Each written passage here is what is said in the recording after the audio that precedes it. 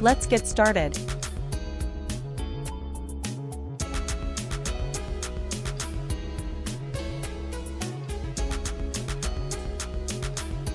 (1893) Harry Warren.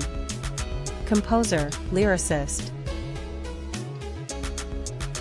Remembered for At Last, That's Amore, and I Only Have Eyes for You, among his countless creations.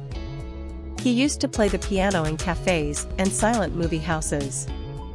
Inducted into the Songwriters Hall of Fame, winner of 3 Academy Awards, Best Song for Lullaby of Broadway, You'll Never Know, and On the Atchison, Topeka, and the Santa Fe. He married Josephine Wenzler in 1917. Collaborated with Al Dublin, Billy Rose, and Mac Gordon.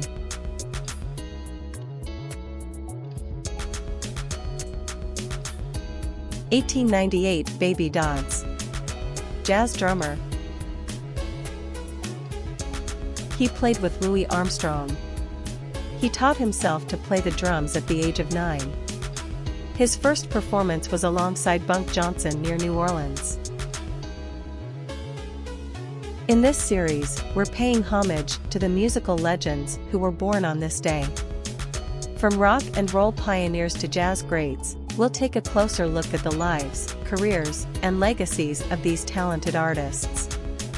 Whether you're a fan of their music or just curious to learn more, join us as we celebrate the birthdays of these iconic musicians. 1906, Franz Waxman. Composer. First composer to win the Academy Award 2 years in a row, for Sunset Boulevard in 1950 and A Place in the Sun in 1951. He enrolled at the Dresden Music Academy at the age of 16, later started orchestrating German films. He worked on The Blue Angel in 1930, where his mentor Frederick Hollander worked on the composition. Sunset Boulevard was ranked number 16 on the American Film Institute's 100 Years of Film Scores in 2005.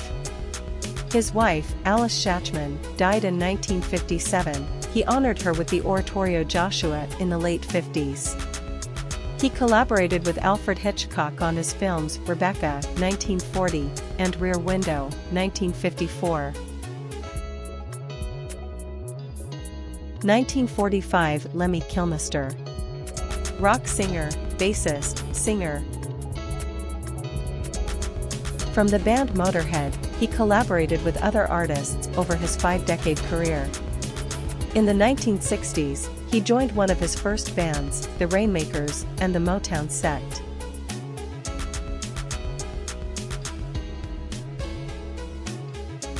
(1963) Neil Turbin. Rock singer. He was the leader of the band Anthrax, and became the vocal leader of Death Riders.